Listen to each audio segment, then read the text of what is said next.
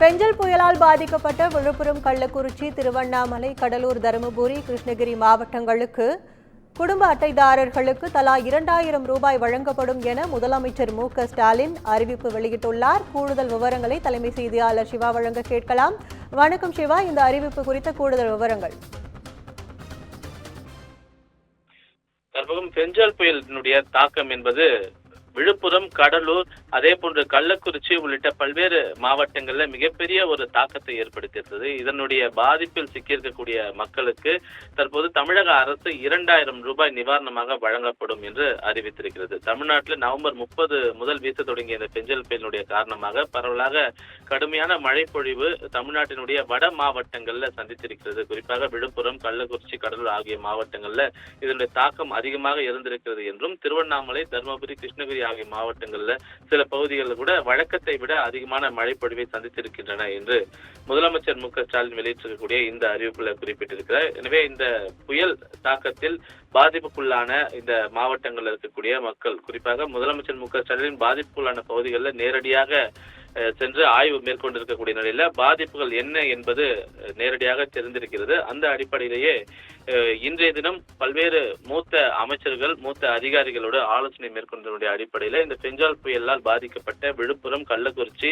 திருவண்ணாமலை, கடலூர், தருமபுரி, கிருஷ்ணகிரி ஆகிய மாவட்டங்கள்ல நிவாரண உதவிகள் வழங்குவது தொடர்பான ஒரு முடிவு எடுக்கப்பட்டிருக்கிறது. அந்த அடிப்படையில புயல் மற்றும் வெள்ளத்தினால் உயிரிழந்தவருடைய குடும்பத்திற்கு இழப்பீட்டுத் தொகையாக 5 லட்சம் ரூபாய் வழங்கப்படும் என்றும், சேதமடைந்த குடிசைகளுக்கு இழப்பீட்டுத் தொகையாக 10,000 ரூபாய் வழங்கப்படும் என்றும், முழுமையாக சேதமடைந்த குடிசைகளுக்கு கலைஞர் கனவு இல்ல திட்டத்தின் கீழ் வீடு கட்டுவதற்கு முன்னுரிமை அளிக்கப்படும் என்றும் முதலமைச்சர் மு.க.ஸ்டாலின் தெரிவித்திருக்கிறார். மழையால் பாதிக்கப்பட்ட, குறிப்பாக பாதிப்பினுடைய அளவு என்பது 33 விழுக்காடு மற்றும் அதற்கும் மேலாக இருந்திருக்க வேண்டும் என்று குறிப்பிடப்பட்டிருக்கக்கூடிய நிலையில இந்த மழையால் பாதிக்கப்பட்ட நெற்பயிர்கள் உள்ளிட்ட இரவை பாசன பயிர்களுக்கு ஹெக்டேர் ஒன்றுக்கு 17,000 ரூபாய் வழங்கிட உத்தரவு பிறப்பிக்கப்பட்டிருப்பதாக முதலமைச்சர் மு.க.ஸ்டாலின் தெரிவித்திருக்கிறார். அதே போன்று பல்லாண்டு பயிர்கள் மற்றும் மரங்கள் சேதமுற்றிருந்தால் அவற்றுக்கு இழப்பீடாக ஹெக்டேர் ஒன்றுக்கு 22,500 ரூபாய் வழங்கப்படும் என்றும், மழையினால் பாதிக்கப்பட்ட மானாவரி பயிர்களுக்கு ஹெக்டேர் ஒன்றுக்கு 8,500 ரூபாய் வழங்கிடப்படும் என்றும் முதலமைச்சர் தெரிவித்திருக்கிறார்.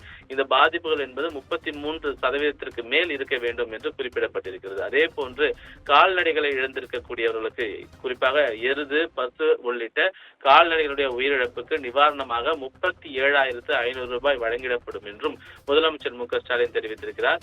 வெள்ளாடு, செம்மறியாடு உயிரிழப்புக்கு நிவாரணமாக 4,000-ம், கோழி உயிரிழப்புக்கு நிவாரணமாக 100 ரூபாயும் வழங்கப்படும் என்றும், அது மட்டுமல்லாமல் முக்கியமாக அதிக கனமழையின் காரணமாக மிகப்பெரிய பாதிப்பை சந்தித்திருக்கக்கூடிய மாவட்டங்களுக்கு, ஒவ்வொரு மாவட்டங்களிலும் இருக்கக்கூடிய அந்த குடும்ப அட்டைகளுக்கு நிவாரணத் தொகை, குறிப்பாக விழுப்புரம், கடலூர், கள்ளக்குறிச்சி ஆகிய இந்த மாவட்டங்கள்ல 2 நாட்களாக மிகப்பெரிய அளவிலான ஒரு மழையை சந்தித்திருக்கக்கூடிய இந்த மக்களுக்கு குடும்ப அட்டை அடிப்படையில நிவாரணமாக 2,000 ரூபாய் வழங்கிட முதலமைச்சர் மு.க.ஸ்டாலின் உத்தரவை பிறப்பித்திருக்கிறார்.